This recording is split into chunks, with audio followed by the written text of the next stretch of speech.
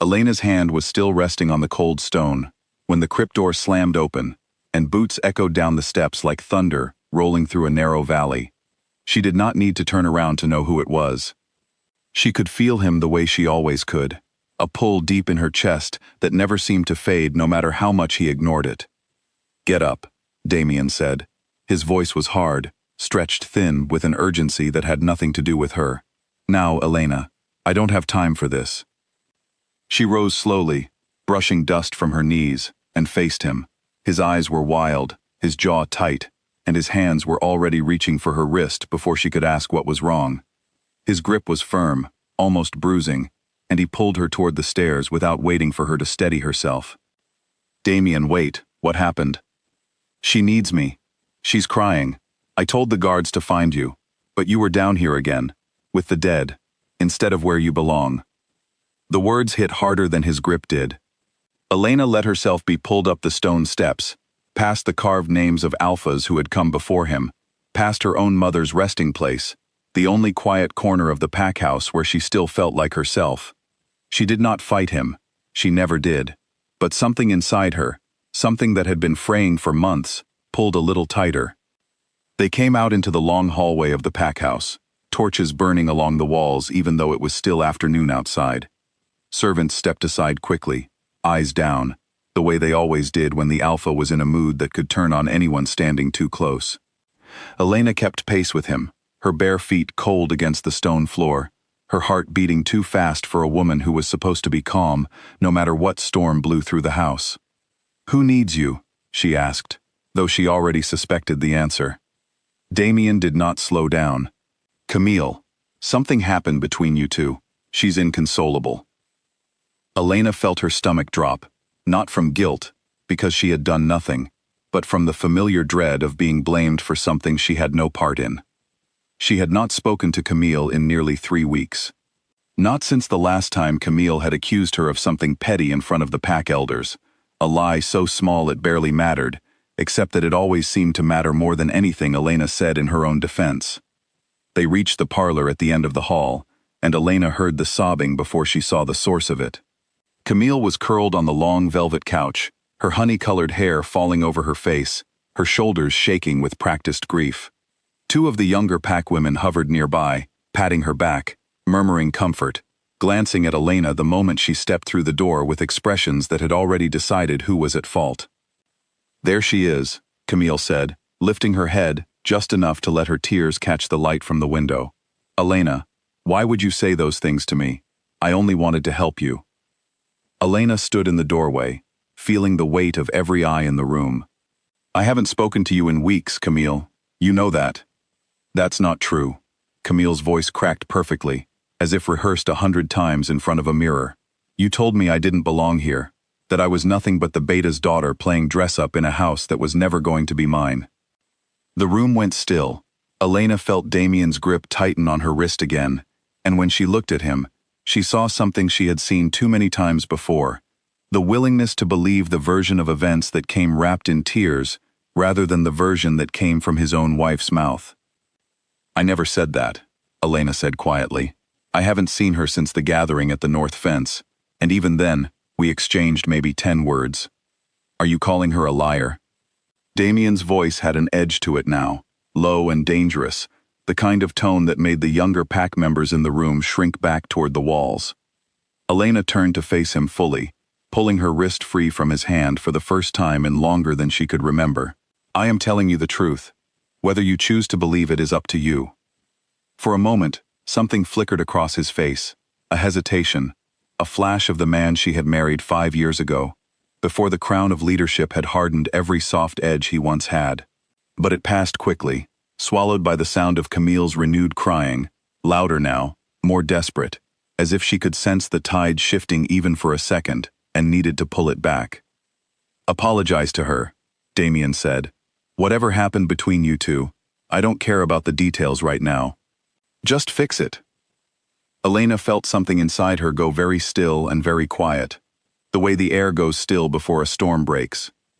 She had apologized before, for things she had not done, simply to keep the peace, simply because it was easier than watching Damien choose someone else's comfort over her own dignity.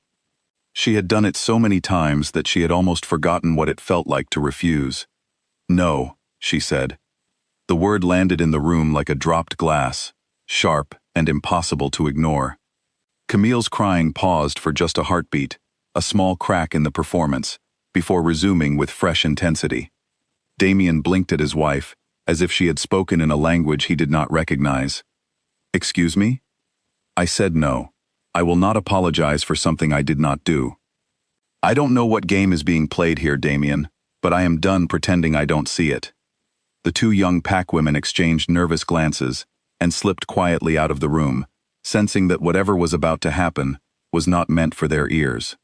Camille sat up straighter on the couch, wiping her eyes with the back of her hand, watching Elena with something that was no longer sadness but calculation, quick and cold, before it vanished back beneath a trembling lip. "I only came here because I trusted this pack," Camille said softly, aimed entirely at Damien now.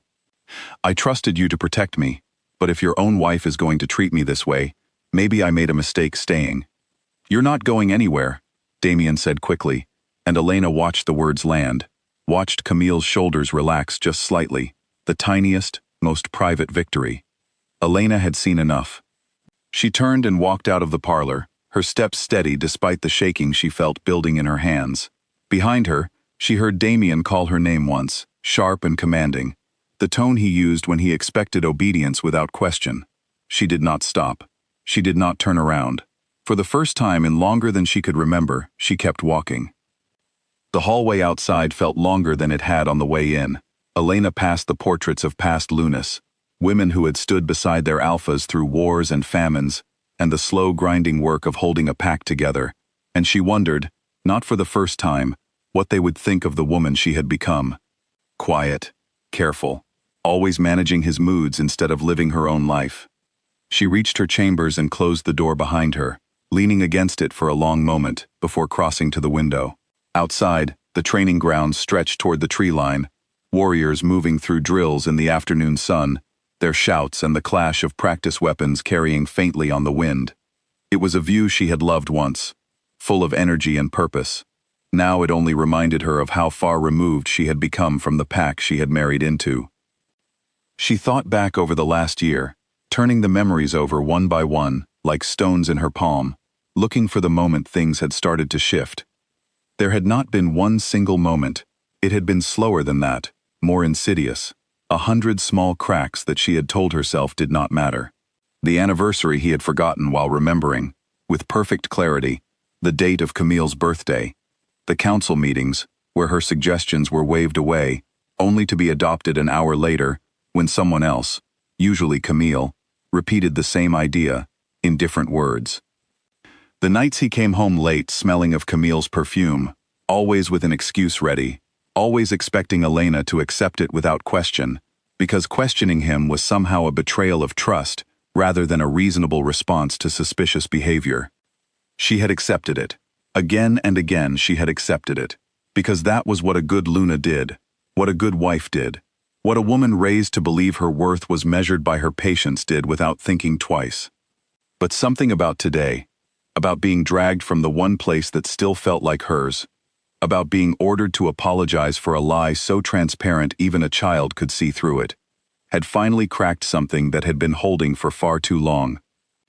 Elena sat down at the small writing desk near the window and pulled open the bottom drawer, the one she kept locked, the one where she had begun, months ago, without fully understanding why, to keep a record of things that did not add up, expenses from the packed treasury that did not match the ledgers presented at council meetings, supply shipments that arrived short of what had been ordered, a pattern of decisions made quickly, without proper discussion, always in Damien's private study, always after Camille had spent an evening there, under the guise of helping with paperwork she had no formal role in handling. She had told herself she was imagining things. She had told herself that suspicion was an ugly habit, and that she owed her husband the benefit of the doubt. But sitting there now, with her wrist still faintly aching from his grip, and the sound of Camille's practiced tears still ringing in her ears, Elena understood that she had been protecting a version of Damien that might not exist anymore, if it ever had at all. She pulled a fresh sheet of paper toward her and began to write, not a letter, not yet, just notes, dates, small details she did not want to forget, while her mind was clear and her anger had not yet cooled into the numbness that usually followed these encounters. She wrote until the light outside faded from gold to gray, until the training grounds emptied and the warriors filed back toward the barracks for the evening meal, until her hand ached from holding the pen too tightly. A knock came at her door, just as she was folding the papers away. She recognized the pattern, 2 soft raps followed by a pause, the way Nora, the pack healer, always announced herself before entering. "Come in," Elena called, sliding the drawer shut and turning the small key. Nora entered quietly, closing the door behind her, with a care that suggested she did not want to be overheard.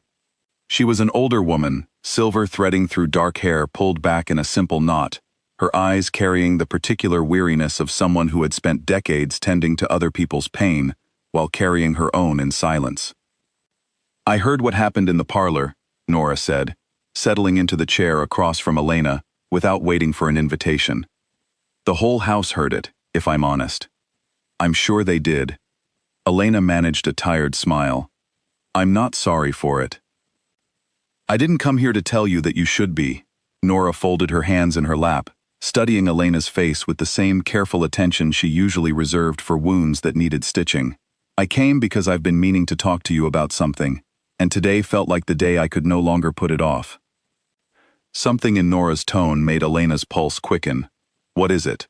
Nora glanced toward the door, as if checking one more time that it was fully closed, and lowered her voice. "It's about Damien, about why he's been the way he's been these past months. I don't think it's entirely him, Elena. I think something else is happening, something I should have said something about a long time ago." Elena leaned forward, the papers she had just hidden away suddenly feeling less like scattered suspicions, and more like the beginning of a pattern that someone else had also noticed. "Tell me."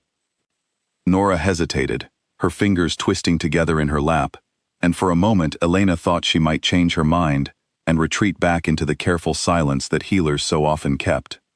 But then Nora took a breath, steadying herself, and began to speak, and Elena felt the floor of her understanding begin, quietly and completely, to shift beneath her feet. "There's a herb," Nora said slowly. "Rare, difficult to find, difficult to prepare properly. In small doses, it can ease pain, calm a racing heart, help someone sleep when grief keeps them awake. But in the doses I believe your husband has been taking, over the length of time I believe he has been taking it, it does something else entirely. It dulls the bond, Elena. The mate bond. It doesn't break it, not permanently, but it suppresses it, quiets it, makes a man forget the pull he should feel toward his true match." Elena felt the blood drain from her face. "Are you saying someone has been giving Damien something to make him forget me?"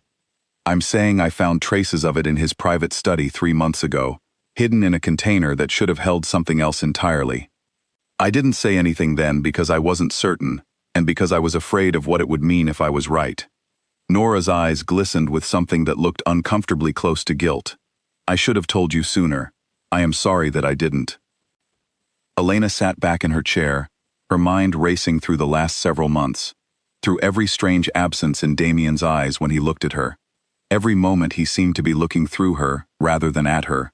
Every time his attention had drifted so easily toward Camille, as if pulled by something stronger than choice. It was not an excuse for his behavior, she told herself firmly. He still had a mind of his own, still had the ability to question what he was being given, and by whom.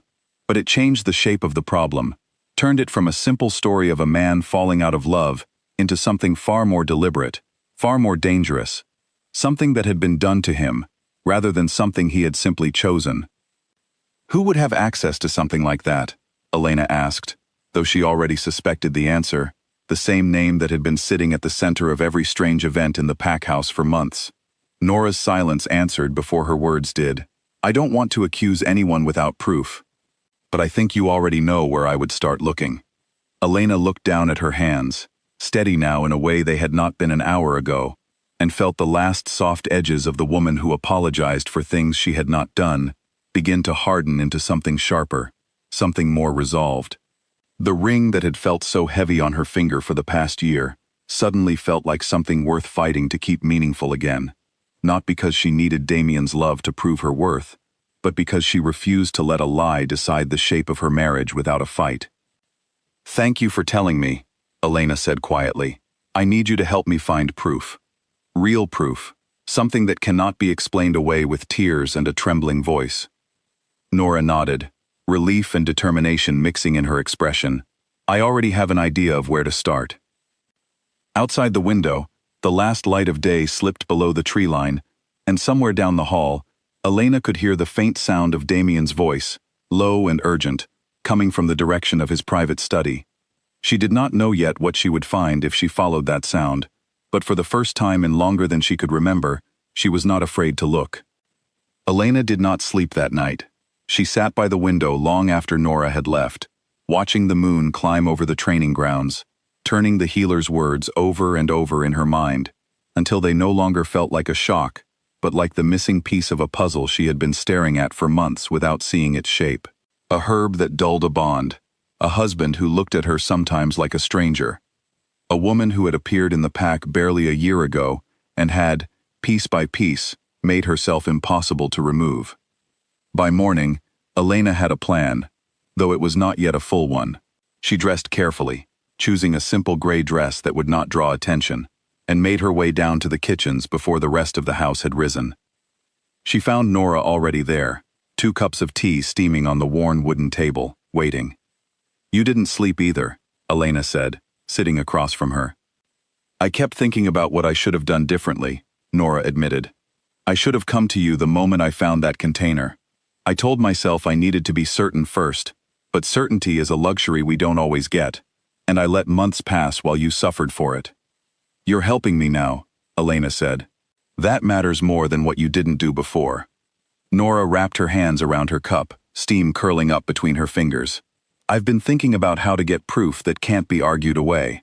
The herb itself, if there's more of it hidden somewhere, would be evidence, but it wouldn't prove who gave it to him or why. We need something that connects it directly to Camille." Elena nodded slowly, her mind already working through the problem the way she used to work through supply disputes and border disagreements, before she had let herself shrink into someone who only reacted instead of planned. "The pack treasury records. I've noticed discrepancies for months, expenses that don't match what's approved in council, shipments that arrive lighter than what was ordered. If Camille has been moving pack resources for her own purposes, there will be a trail somewhere, even if it's a careful one." "You think the herb was purchased with pack funds?" "I think if someone is bold enough to drug the alpha for months without getting caught, they're bold enough to use whatever resources are convenient." Elena took a slow sip of her tea, feeling steadier than she had in days. "I need to see the full treasury ledgers, not just the summaries presented at council. Edwin keeps those locked in the record room." Edwin was the pack's beta, a broad-shouldered man with a quiet, careful manner, who had served Damien's father before Damien himself took the mantle of alpha. Elena had always found him fair, if reserved, and she hoped that fairness would extend to helping her now, even if it meant questioning decisions that had, technically, been signed off under his own oversight. She found him later that morning in the record room, surrounded by stacks of paper, a quill resting behind one ear as he cross-referenced 2 ledgers with the patient focus of a man who took his duties seriously. He looked up when she entered, surprise flickering across his weathered face. "Luna," he said, straightening, "I wasn't expecting you. Is something wrong? I need your help with something, and I need you to trust me, even though what I'm about to ask will sound strange." Elena closed the door behind her, lowering her voice out of habit, even though the room was empty. "I need to see the full treasury records for the past year. Every expense, every shipment, every signature." Edwin's brow furrowed. "That's a great deal of paperwork, and some of it requires the Alpha's authorization to release outside of council sessions." "I know, but I believe something is being taken from this pack, quietly, over a long period of time, and I believe it connects to what happened in the parlor yesterday, and to things that have been happening in this house for far longer than that." Elena met his eyes steadily, refusing to look away, even though the weight of what she was suggesting felt enormous the moment it left her mouth. "I am not asking you to take my word without evidence. I am asking you to let me look for it." For a long moment, Edwin said nothing, his gaze searching her face, as if trying to determine whether she had lost her composure entirely or whether there was something real behind the request. Whatever he found there seemed to satisfy him, because he set down his quill and moved toward the tall cabinet in the corner of the room. My father used to say that a beta's job is to ask the questions the alpha is too proud to ask himself, Edwin said, pulling a heavy ring of keys from his belt. I've had my own doubts about certain expenditures this past year. I assumed it was simply the cost of running a growing pack.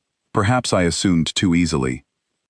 He unlocked the cabinet and began pulling out ledgers, stacking them on the table between them, and for the next several hours, Elena and Edwin worked through the records together, comparing approved budgets against actual expenditures, cross-referencing shipment manifests against what had actually arrived at the pack's storehouses. It was slow, tedious work, but Elena found a strange comfort in it, a return to the kind of careful, methodical thinking she had once been known for before she had let herself become someone who only reacted to Damien's moods instead of engaging her own mind. The first discrepancy appeared just after midday. A shipment of medicinal supplies, ordered 3 months ago and approved by Damien's signature, listed a cost nearly double what similar shipments had cost in previous seasons. Elena frowned at the entry, running her finger down the column of figures.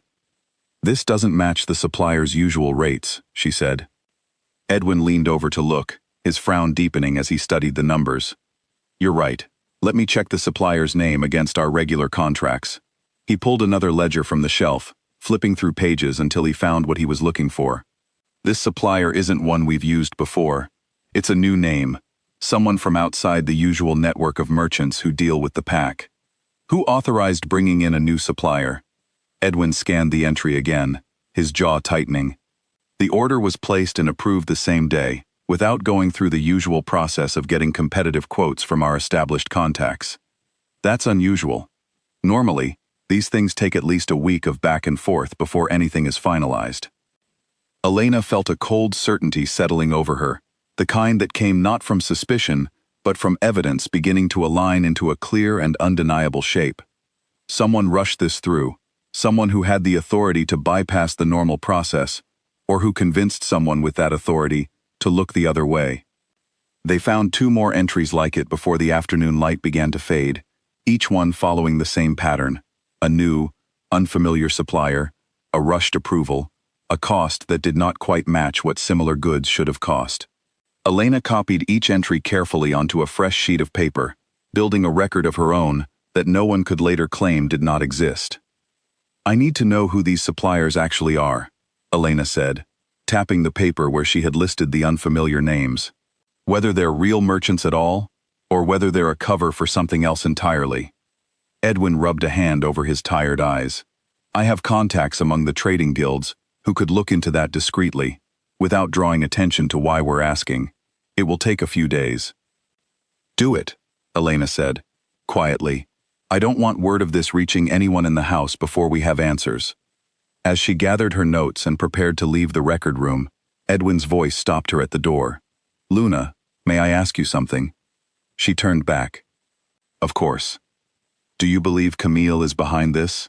His tone was careful, neutral, the tone of a man who had spent years learning not to let his personal opinions color official matters, but there was something underneath it, a flicker of concern that told Elena he had noticed more than he had ever said aloud. I believe someone in this house has been working against its best interests for a long time, Elena said carefully. I am not going to name names until I have proof that cannot be argued away, but I think you already have your own suspicions, and I think they're not so different from mine. Edwin's silence was answer enough. That evening, Elena did not go to dinner with the rest of the household. She sent word that she was feeling unwell and retreated to her chambers, spreading her notes across the writing desk and studying them by candlelight, looking for connections she might have missed. She thought about the herb Nora had described, about the way Damien's moods had shifted so sharply over the past year, and about the timing of it all, how it seemed to align almost perfectly with Camille's arrival in the pack. A soft knock interrupted her thoughts. She expected Nora again, but when she opened the door, she found Damien standing in the hallway instead, looking uncharacteristically uncertain, his hand raised as if he had been about to knock a second time. May I come in? He asked. Elena hesitated, studying his face for any sign of the fury that had driven him to drag her from the crypt the day before. She found none of it now, only something quieter, something that looked almost like confusion. "For a few minutes," she said, stepping back to let him enter. He came in slowly, glancing around the room as if he had not visited it in a long time, though it had been only a matter of weeks since he had last stood in this exact spot. He stopped near the window, his back to her, his shoulders tense. "I've been thinking about yesterday," he said finally, "about the way I spoke to you. About the way I dragged you out of the crypt without even asking what you were doing there or why it mattered to you." Elena said nothing, waiting, unwilling to fill the silence for him the way she once would have. "I don't know what's wrong with me lately," Damien continued, his voice quieter now, almost lost. "There are days when I feel like I'm watching myself from somewhere far away, doing things I don't fully understand, saying things I don't fully mean. And then there are moments, like right now, standing here, where it feels like the fog clears just enough for me to see how much I've hurt you, and I don't know how to explain it, and I don't know how to stop it." Elena's chest tightened, torn between the instinct to comfort him, the old habit of soothing his distress before her own, and the new, harder resolve that had been building in her since Nora's confession the day before. She thought of the herb, of the suppressed bond, of the very real possibility that his confusion was not simply guilt, but the first cracks of something being lifted from him, whether he understood it or not. "Damien," she said carefully, "have you been taking anything lately? Medicine, tonics, anything for sleep or for pain?" He turned to face her, brow furrowing in genuine confusion. "No. Why would you ask that?" "No reason," Elena said, though her mind was already racing. If he had no memory of taking anything, then whoever had been giving it to him had likely been doing so without his full awareness, perhaps mixed into food or drink he trusted without question. The thought made her stomach turn, not only for what it meant about Camille's intentions, but for what it meant about how vulnerable Damien had been made without ever knowing it. "Elena," he said, stepping closer, his voice dropping to something softer than she had heard from him in a very long time. "I know I don't deserve it, but I need you to know that somewhere underneath whatever has been happening to me, I still see you. I still remember who we were before all of this." She looked at him for a long moment, searching his face for the man she had married, the one who had once memorized her favorite songs just to hum them while she worked, who had once driven 3 hours in the rain to bring her a specific kind of tea she had mentioned wanting only once in passing. She did not know yet how much of that man could be recovered, or how much damage had already been done in his absence. But for the first time since the parlor, she allowed herself a small, careful hope. "I need you to trust me on something," she said. "Something is happening in this house. Something bigger than a misunderstanding between me and Camille. I am not ready to tell you everything yet, because I don't have proof, and because I think whoever is responsible would find a way to hide it further if they knew we were looking. But I need you to be careful about what you eat and drink when it comes from certain hands, and I need you to trust that I am not doing this out of jealousy or spite." Damien studied her for a long moment, and Elena watched something shift behind his eyes, a flicker of the sharp, careful leader he had once been before exhaustion, and whatever had been done to him had worn that sharpness down to something duller. "I trust you," he said finally. "I don't know why I haven't been showing that lately, but I do." It was not a full return of the man she had married, not yet, but it was a beginning, a crack of light through a door that had been closed for far too long. Elena did not know what the coming days would reveal, whether the proof she and Edwin were gathering would confirm her worst suspicions or lead somewhere she had not anticipated, but she knew, standing there in the candlelight with her husband looking at her the way he used to, that she was no longer willing to simply wait and hope things would fix themselves. She was going to find out the truth, no matter where it led, and no matter who it exposed along the way. 3 days passed before Edwin returned with news, and in that time, Elena kept herself busy in ways that felt almost foreign to her, as if she were relearning how to occupy a body that had spent too long simply waiting for the next storm to pass.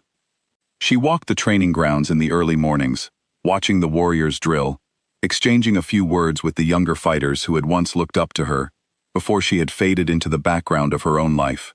She visited the healers' quarters, not just to speak with Nora, but to learn, asking questions about the herb that had been used against her husband, about how it worked, about how long its effects might linger, even after someone stopped taking it.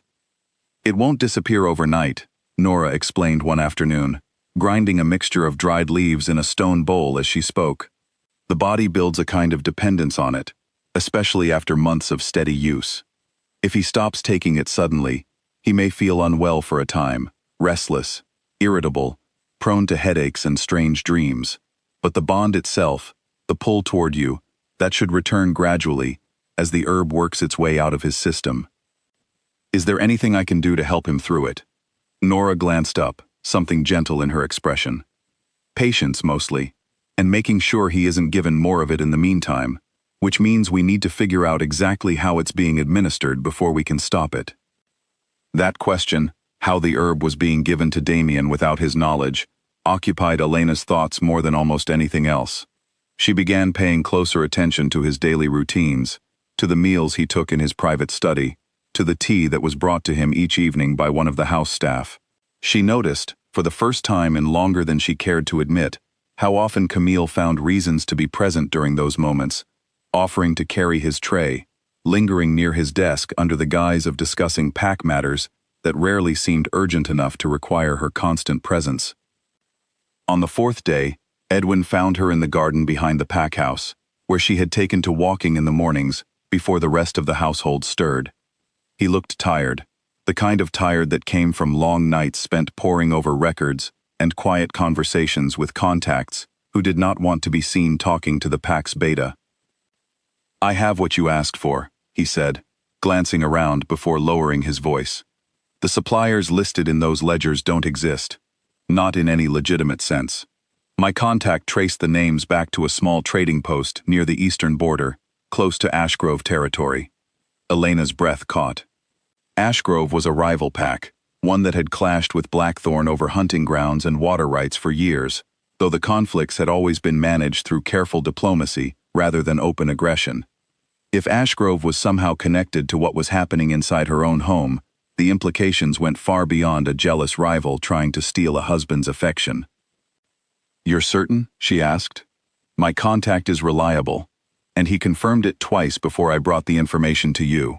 The trading post is a front, a place where certain goods change hands quietly, goods that wouldn't be sold openly through normal channels, rare herbs among them."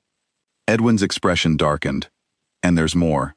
The post is known to be used by Ashgrove's inner circle for exactly this kind of arrangement, moving things they don't want, traced back to their pack directly." Elena felt the pieces shifting into a shape far larger and more dangerous than she had originally imagined. This was not simply a jealous woman trying to steal her husband's love. If Ashgrove was involved, then Camille's presence in the pack, her sudden arrival a year ago, her rapid rise in Damien's trust, might have been calculated from the very beginning, a deliberate strategy to weaken Blackthorn's leadership from within. "Does Camille have any known connection to Ashgrove?" Elena asked, her mind racing ahead even as she tried to keep her voice steady. "That's the part I'm still working on," Edwin admitted. "She came to us claiming to be the daughter of a beta from a smaller, unaffiliated pack that dissolved after a conflict 2 years ago. I never had reason to question the story at the time, but if she's connected to Ashgrove, that story might be nothing more than a cover." Elena thought back to the day Camille had arrived, thin and travel-worn, telling a story of loss and displacement that had moved even the most hardened members of the Pack Council to offer her shelter. She remembered how quickly Damien had taken to her, offering her a position helping with the Pack's correspondence, a role that had somehow expanded, month by month, until Camille seemed to have a hand in nearly every corner of the household's daily affairs. "I need proof of that connection," Elena said. "Something concrete enough that even the council can't dismiss it as speculation." "I have someone looking into it," Edwin said. "It will take time. Ashgrove doesn't exactly advertise their alliances, especially not ones built on undermining a rival pack from the inside." Elena nodded slowly, gratitude and urgency warring inside her. "Thank you, Edwin. I know what I'm asking of you carries risk. If Camille suspects we're investigating her, she'll find a way to protect herself, or worse, escalate whatever plan she's been working toward." I'd rather take the risk than watch this pack be hollowed out from the inside without lifting a finger to stop it, Edwin said firmly. My father served this pack for 30 years. I won't be the beta who let it fall apart because I was too cautious to act. They agreed to meet again, once Edwin's contact had more information, and Elena returned to the pack house with a heavier heart than she had carried out into the garden that morning. The scope of what she was facing had grown far beyond a simple domestic betrayal, and she understood now that whatever came next would require more than careful documentation and quiet questions. It would require strategy, allies, and a willingness to confront a threat that reached beyond her own marriage and into the safety of the entire pack. She found Damien, later that day in his study, alone for once, staring at a stack of unread correspondence with the particular blankness of a man whose mind was elsewhere. He looked up when she entered, and for a moment, something like relief crossed his face before it settled into the careful neutrality he had been wearing more and more often since their conversation a few nights before. You look troubled, he said. I am, Elena admitted, closing the door behind her and taking the seat across from his desk. I need to talk to you about something serious, and I need you to hear all of it before you react. Damien set down his quill, giving her his full attention in a way that reminded her, painfully, of the man he used to be before the fog had settled over him. Go on. Elena laid out what she had learned, carefully, methodically, the way she used to present arguments to the Pack Council before she had let herself shrink into silence. She told him about the discrepancies in the Treasury records, about the unfamiliar suppliers, about the trading post near the Ashgrove border, about the possibility that his own household staff had been unknowingly, or perhaps knowingly, complicit in feeding him something that dulled his connection to his own wife. She watched his face carefully as she spoke, bracing for anger, for disbelief, for the same dismissive certainty he had shown her in the parlor days before. Instead, she watched him go very pale, his hands curling into fists on the desk in front of him, his jaw tightening with something that looked less like anger at her and more like a slow, dawning horror at himself. You're saying I've been drugged, he said quietly when she finished. For months, and I never noticed. You wouldn't have, Elena said gently. That's the point of something like this. It works slowly, quietly, in doses small enough that the changes feel like your own choices, rather than something being done to you. Damien was silent for a long moment, staring down at his hands as if he did not recognize them. The distance I've felt from you, the way certain conversations feel like they're happening to someone else, someone I'm watching from far away. I thought I was simply exhausted from the weight of leading this pack. I never considered that something else might be causing it.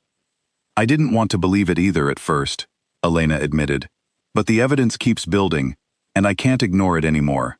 Nora found traces of the herb in your study months ago. The Treasury records show funds being funneled toward a supplier connected to Ashgrove, and Camille has been present at nearly every moment when the herb could have been administered to you, always with some reason for being close, always with some task that required her attention right there in the room. At the mention of Camille's name, something shifted in Damien's expression, a flicker of resistance, the last instinct of a man who had spent a year trusting someone completely, unwilling to accept that the trust had been built on manipulation rather than genuine affection. But it did not last long. Elena watched him work through it, watched the careful, methodical mind she had married slowly reassert itself over the fog that had clouded it for so long. What do you need from me? He asked finally, his voice steady in a way she had not heard in months.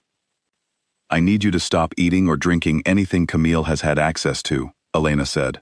I need you to let Edwin and me continue gathering evidence without interference, and without word of our investigation reaching her before we're ready to act. And I need you to trust that whatever comes next, whatever the truth turns out to be, we handle it together, not with you dragging me out of a room to appease someone else's tears. Damien flinched at that, the memory of the crypt clearly still sitting heavy on his conscience. I owe you an apology for that. A real one, not the kind I gave you before. You can give it to me once this is over, Elena said, not unkindly. Right now, I need the alpha, not the husband who feels guilty. We have a threat inside this house, and possibly a larger one gathering beyond our borders, and we don't have the luxury of falling apart over what's already been done. We need to focus on what happens next." Something in her tone seemed to steady him, and Elena watched him straighten in his chair, the exhausted fog in his eyes giving way, slowly, to something sharper, more focused, more like the leader the pack had chosen to follow 5 years ago. It was not a full recovery, not yet, but it was enough for now, enough to know that the man underneath the haze had not been entirely lost. "Tell me everything you know," Damien said, "and tell me what you think we should do." For the first time in longer than she could remember, Elena felt like an equal partner in her own marriage, rather than someone managing a storm from the sidelines. And despite everything that still lay ahead, despite the danger gathering at the edges of what they had uncovered, she felt something steady settle in her chest, something that had been missing for a very long time. They spent the next several hours working through possibilities together, weighing what to reveal to the Pack Council and when, discussing how to protect the evidence they had gathered, without tipping off Camille that her carefully constructed position within the household was under threat. It was slow, careful work, the kind that required patience neither of them fully possessed. But for the first time since the crypt, since the parlor, since the long months of quiet distance that had grown between them, Elena felt like she was fighting alongside her husband instead of simply enduring whatever storm he brought home with him. Outside the study window, the sun began to set over the training grounds, casting long shadows across the stone paths where Elena had walked alone every morning for the past several days. Somewhere in the house, Camille was likely settling in for the evening, unaware that the careful web she had spun over the past year was beginning, thread by thread, to unravel around her. Elena did not know yet how the coming weeks would unfold, whether the proof they needed would come quickly or slowly, whether Camille would sense the danger and flee before they could act, or whether she would grow bold enough to make a mistake that exposed her entirely. But for the first time in a very long time, Elena was not afraid of what came next. She was ready for it. The pack gathering had been planned for weeks, long before any of the recent troubles began. A seasonal ceremony held each year to bless the coming harvest and reaffirm the bonds between the Alpha, his Luna, and the pack they served together. Elena had almost forgotten about it entirely, buried as she had been in ledgers and quiet conversations with Edwin and Nora, until Damien reminded her the evening before, his voice careful, testing the ground between them, the way he had been doing ever since their conversation in his study days earlier. "We still have to hold it," he said. "Canceling would draw more attention than either of us wants right now, especially if certain people are watching to see whether their plans are working."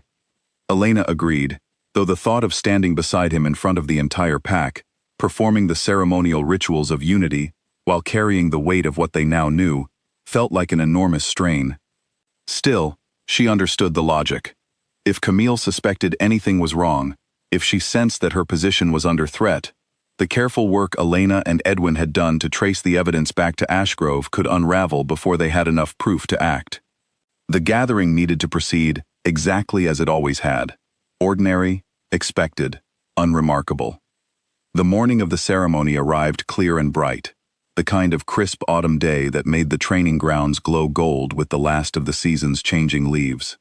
Pack members gathered in the wide courtyard behind the main house, dressed in their finest clothes, children weaving between the legs of adults, the low hum of conversation and laughter carrying across the open space in a way that, on any other day, would have filled Elena with genuine warmth. She stood beside Damien at the front of the gathering, near the old stone altar, where generations of alphas and their mates had performed the harvest blessing, and she tried to focus on the familiar rhythm of the ceremony, rather than the tension coiled tight in her chest. Edwin stood a short distance away, his expression carefully neutral, though Elena caught his eyes flicking toward Camille more than once, as the other woman took her place among the pack elders near the front of the crowd. Camille wore deep green that morning, her hair braided back in a style Elena had never seen her wear before, and she smiled and nodded to those around her, with the easy confidence of someone who believed, entirely, that her place in this pack was secure. Elena watched her from the corner of her eye and felt something cold settle in her stomach. Not fear exactly, but the particular unease of standing near a threat that had not yet fully revealed itself. The ceremony began as it always did, with Damien addressing the gathered pack, speaking of gratitude for the harvest, for the strength of the bonds that held them together, for the sacrifices made by those who had come before. Elena listened to his voice, steady and clear, and felt a small flicker of pride despite everything, a reminder of the leader he could be when he was fully himself, unclouded by whatever had been done to dull his mind.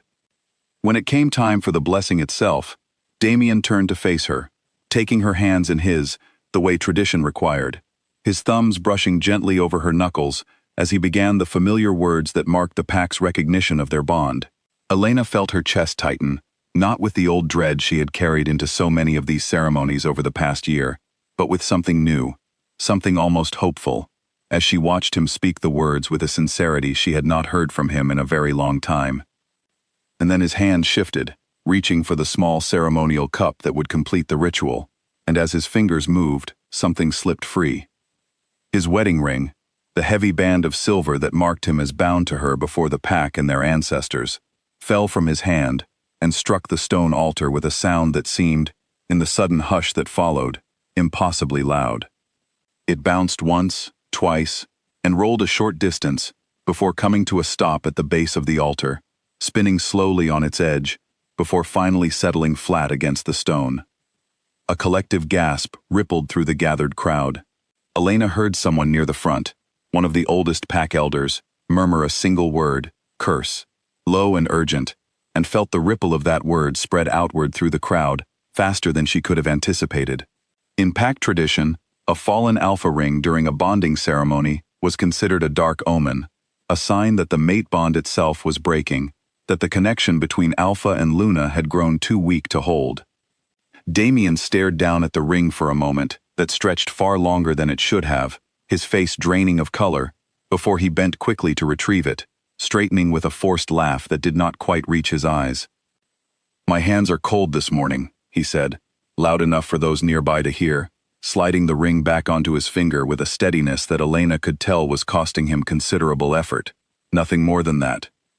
A few nervous laughs rippled through the crowd, the tension easing slightly, though Elena could see, even from where she stood, that not everyone was convinced.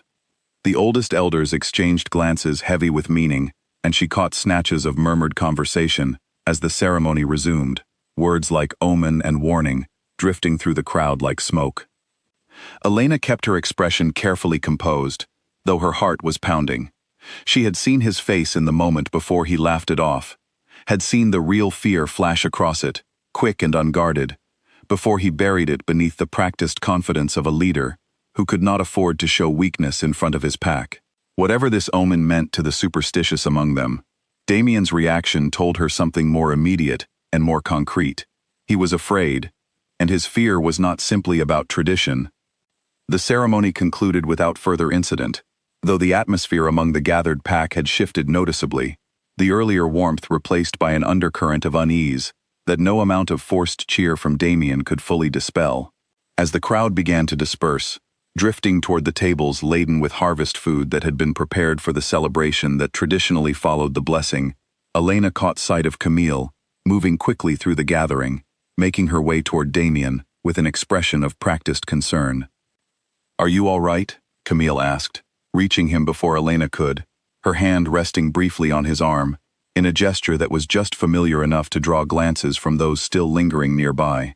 That must have been so unsettling, in front of everyone like that. "I'm fine," Damien said, though his voice carried none of the warmth Elena remembered from before the herb, before Camille, before any of this had begun. "Just a loose ring, nothing more. Still, you should rest. Let me have something warm brought to your study. It might help settle your nerves." Camille's tone was gentle, solicitous, exactly the kind of careful attention that had, over the past year, made her seem indispensable to a man who had been slowly, deliberately, made vulnerable to exactly this kind of care. Elena stepped forward before Damien could answer, her voice calm but firm. "That won't be necessary. I'll see to my husband myself." Something flickered across Camille's face, quick and cold, gone before anyone but Elena would have noticed it. "Of course," she said smoothly. "I only meant to help."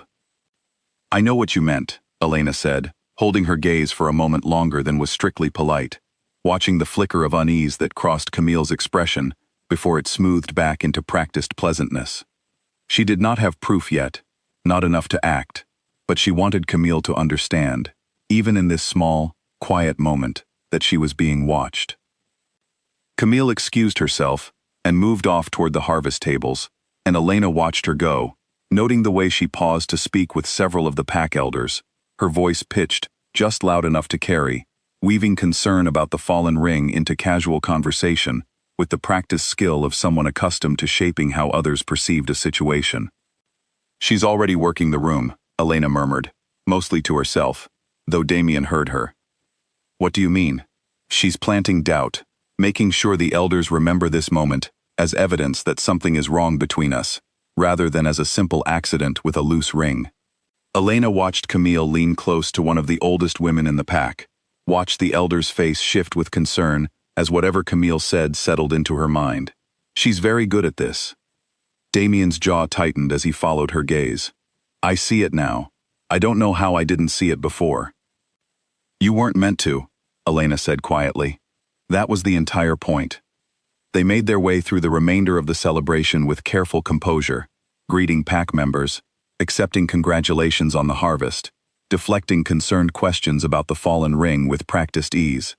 But Elena felt the weight of the omen settling over the gathering, long after the ceremony itself had ended, a low current of unease that would, she knew, only grow stronger in the days ahead, as word spread and superstition took hold among those inclined to believe the worst. Later that evening, once the celebration had wound down and the pack house had settled into its usual quiet, Elena found Nora waiting for her outside her chambers, an urgency in her expression that made Elena's stomach drop before the healer had said a single word. "I need to show you something," Nora said, glancing up and down the hallway before continuing. "I found it in the kitchens this afternoon, while everyone was still at the celebration." She led Elena down a narrow servant staircase to the pantry behind the main kitchen, a cramped, dimly lit space lined with shelves of preserved food and dried herbs. Nora crouched near the back of the room and pulled aside a loose section of shelving, revealing a small hidden compartment behind it, barely large enough to hold the single wooden box tucked inside. "I've suspected this space existed for months," Nora said, lifting the box carefully and setting it on the floor between them. The old pantry had a hidden storage area, built generations ago for keeping certain medicines safe from theft. I only remembered it existed after I found the herb traces in Damien's study, and I've been checking it, whenever I had a chance to do so, unnoticed. She opened the lid, and Elena's breath caught. Inside, carefully wrapped in cloth, sat several small pouches of dried herb, unmistakably the same rare plant Nora had described days before, along with a folded piece of paper that, when Elena unfolded it with trembling hands, revealed a short list of dates and measurements written in a careful, precise hand she did not recognize. "This is proof," Elena whispered. "Real proof." "There's more," Nora said, her voice tight. "Look at the bottom of the box." Elena lifted the herb pouches aside and found, tucked beneath them, a small folded letter sealed with a wax stamp she had never seen before, an emblem she did not immediately recognize, though something about its shape, a wolf's head crowned with thorns, sent a chill through her before she had even opened it. With careful fingers, she broke the seal and unfolded the letter, and as her eyes moved over the words written there, she felt the last of her doubts about the scope of what they were facing collapse entirely, replaced by a cold, clear understanding of exactly how deep this threat truly ran. The letter was short, only a handful of lines, but each word landed with the weight of a confirmed threat, rather than a mere suspicion. It was written in the same careful hand as the list of dates and measurements, addressed to no one by name, though the meaning was unmistakable to anyone who read it with the context Elena now carried. "The herb is working as intended. The alpha grows weaker in his attachments each month. Continue the current doses through the winter gathering. Once his trust is fully secured elsewhere, the council will be easier to sway when the time comes to discuss new borders. Do not let the Luna suspect anything. She has always been too observant for her own good." Elena read the words twice, her hands steady despite the anger building beneath her calm exterior. The wolf's head crowned with thorns pressed into the wax seal matched nothing she had seen in Blackthorn's own records, but something about it nagged at her memory, a symbol she had glimpsed once, perhaps on a banner, or a piece of correspondence years ago, though she could not immediately place where. "This is Ashgrove," Nora said quietly, watching Elena's face. "It has to be. Edwin already traced the supplier to their territory." "It's more than that," Elena said, folding the letter carefully and tucking it into the pocket of her dress. "This isn't just about weakening Damien's bond to me. They're planning to use his compromised judgment to push through something at the Winter Council, something about the borders." She looked up at Nora, her expression grim. "This isn't a personal betrayal anymore. This is an attack on the entire pack, and Camille is the instrument being used to carry it out." They returned the box to its hidden compartment, careful to leave everything exactly as they had found it, so as not to alert whoever checked on it that its contents had been discovered. Elena knew they needed more than this single piece of evidence before confronting anyone directly. A letter without a name, however damning its contents, could still be argued away by someone skilled enough at deflection, and Camille had proven herself more than capable of that particular skill. That night, Elena called a quiet meeting in Damien's study, gathering only those she trusted completely: Damien himself, Edwin, and Nora. She laid the letter on the desk between them, and watched each of their faces as they read it in turn, watched the same cold understanding settle over each of them that she had felt in the pantry hours before. "The wolf's head crowned with thorns," Edwin said slowly, tapping the wax seal with one finger. "I've seen this before. It's an old symbol, used by a faction within Ashgrove that broke away from the main pack leadership years ago, before Damien's father's time even. They call themselves the Thornwood Circle. Most people believed they had dissolved entirely after their attempt to seize control of Ashgrove's leadership failed decades ago. Apparently they didn't dissolve," Damien said grimly. "They simply went quiet, and now they're using my own pack, my own household, to accomplish what they couldn't manage through direct conflict." "The Winter Council," Elena said, drawing the conversation back to the letter's most immediate threat. "That's only 2 months away. If they're planning to use your compromised judgment to push through changes to the border agreements, we need to move quickly, both to stop the herb and to prepare a defense for the council itself." Nora leaned forward. "The good news, if there is any in all of this, is that stopping the herb should be straightforward, now that we know how it's being administered. I found traces of it in the same tea that's been brought to your study each evening, Damien. If we simply ensure that tea no longer reaches you, or that it comes from a source we fully trust, the herb's effects should begin to fade within a few weeks." "And Camille?" Edwin asked. "What do we do about her?" The room fell silent for a moment, each of them considering the question from a different angle. Elena thought of the parlor, of Camille's practiced tears, of the easy confidence with which she had woven doubt into the pack elders' minds that very morning after the ceremony. Removing her carelessly, without sufficient proof, risked exactly the kind of backlash that could further destabilize the pack, especially with the omen of the fallen ring still fresh in everyone's minds. "We can't move against her yet," Elena said finally. "Not without more than this letter. She's spent a year building trust and sympathy within this pack, and if we accuse her now without airtight proof, she'll simply turn it around, claim we're persecuting an innocent woman out of jealousy or spite. We need something undeniable, something that ties her directly and personally to Ashgrove, and to the herb, not just circumstantial evidence that a clever mind could argue away." "What do you propose?" Damien asked. Elena thought for a long moment, turning the pieces of the puzzle over in her mind. "We let her believe she's still succeeding. We stop the herb quietly, in a way she won't immediately notice, and we watch how she reacts as its effects begin to fade from you. If she's truly working toward the Winter Council, she'll need to escalate her efforts as the deadline approaches, and escalation means mistakes. People who feel a plan slipping away from them rarely remain as careful as they were at the start." Edwin nodded slowly. "It's dangerous waiting, but it's also our best chance at catching her in something she can't explain away."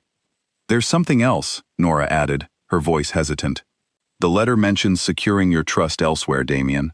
I think we need to consider the possibility that Camille isn't working alone within this house.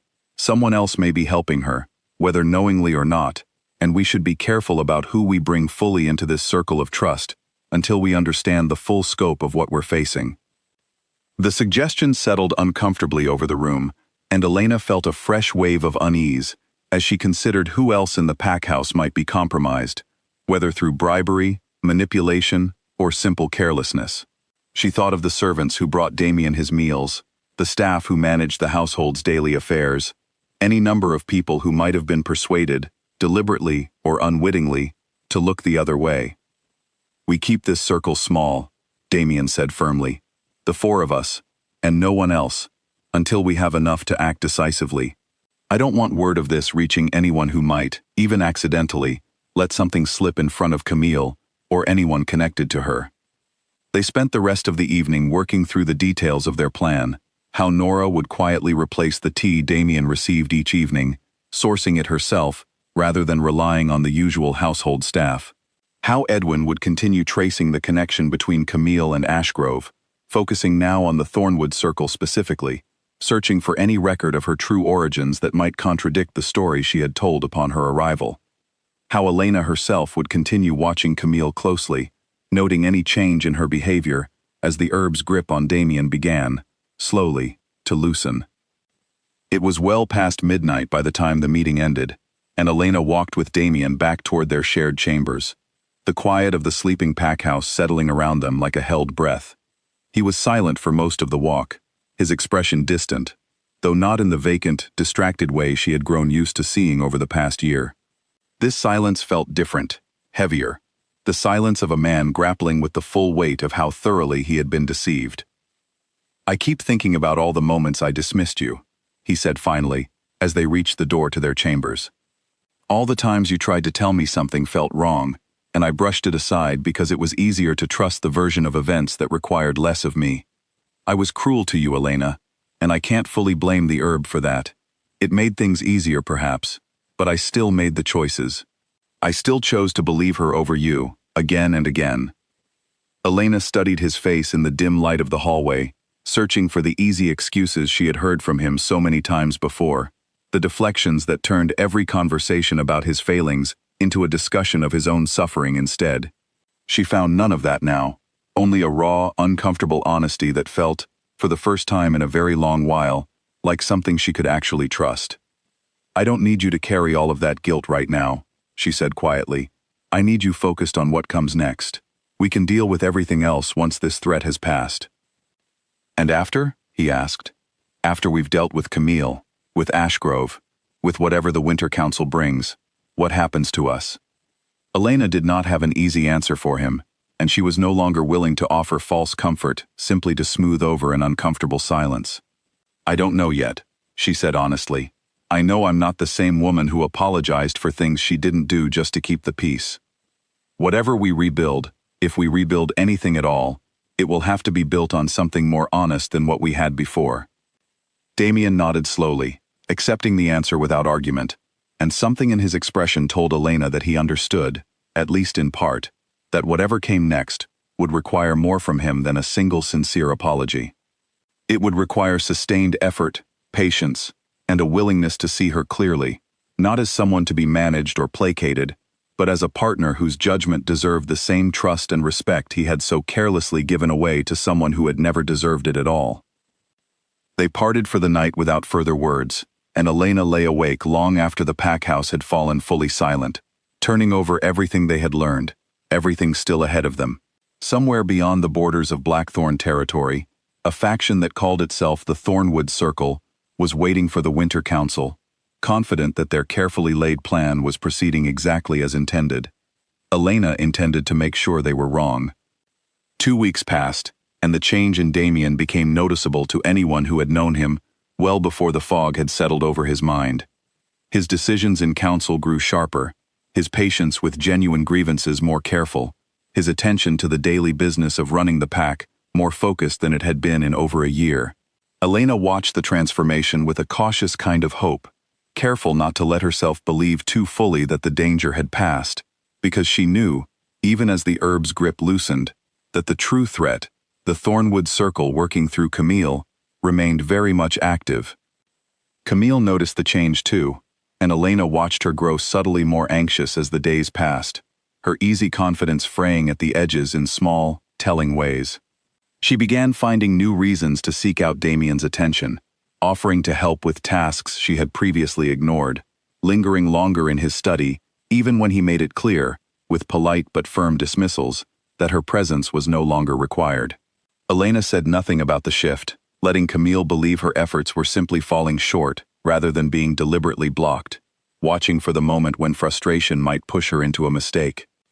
That moment came on a gray, rain-soaked afternoon, nearly 3 weeks after the harvest ceremony, when Elena returned early from a visit to the Eastern training grounds to find Camille waiting outside her chambers, her expression carefully arranged into something that resembled distress. "Elena, I need to speak with you," Camille said, her voice softer than Elena had heard it in a long time, stripped of its usual practiced edge. "Please, I know things have been difficult between us, but this is important." Elena studied her for a moment, wary of yet another performance, but curious enough about what new angle Camille might be attempting to see where the conversation would lead.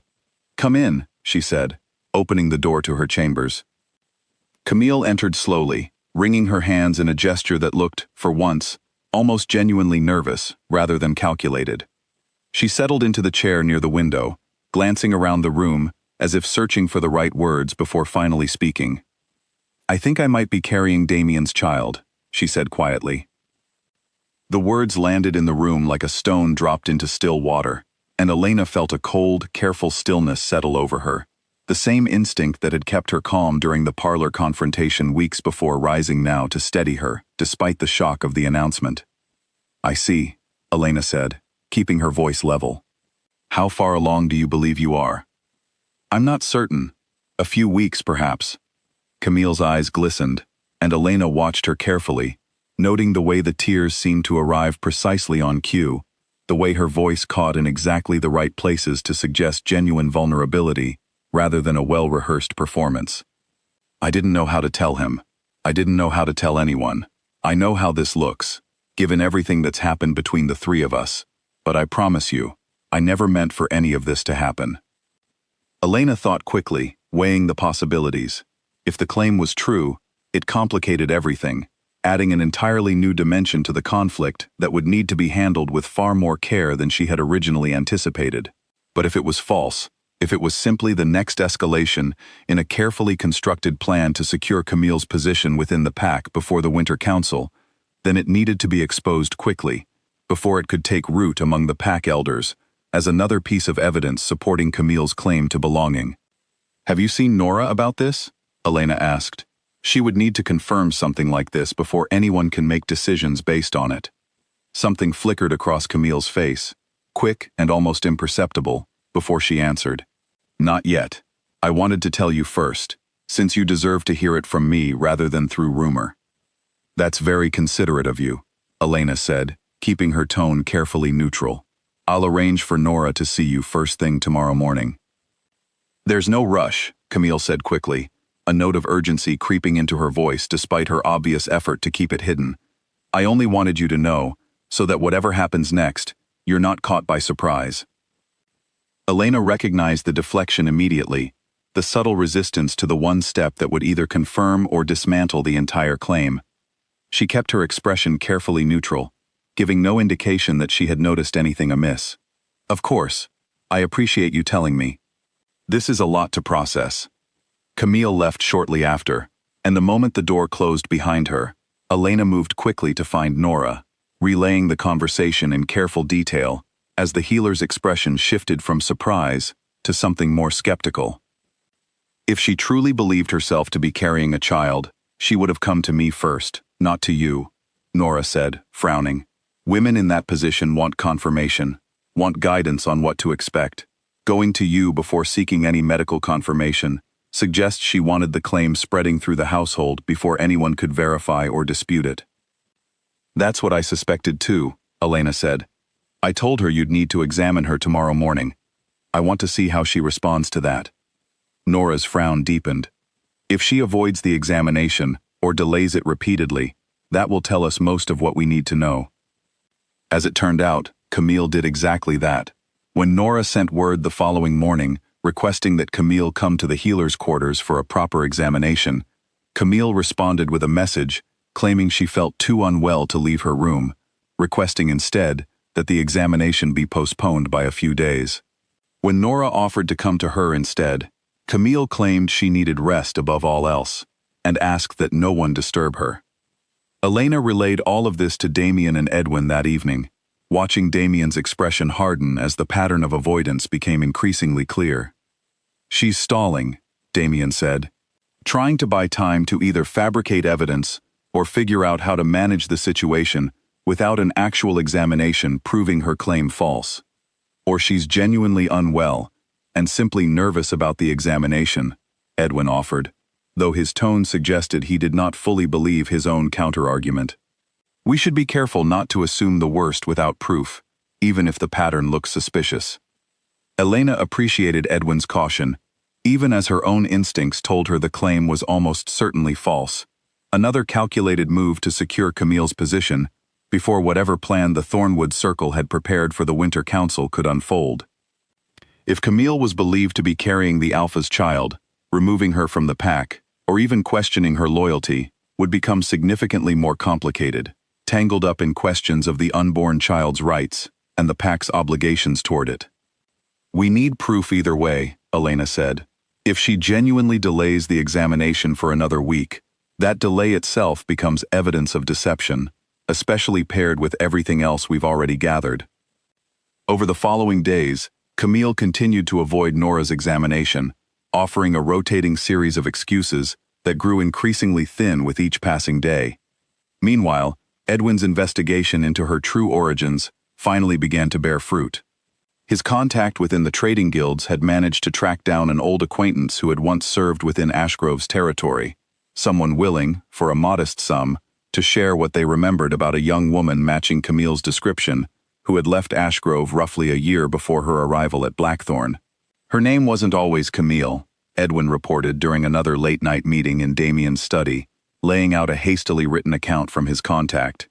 "According to my source, she was known within certain circles in Ashgrove as Iris, and she was closely associated with several members of the Thornwood faction before their supposed dissolution, decades ago resurfaced under new leadership.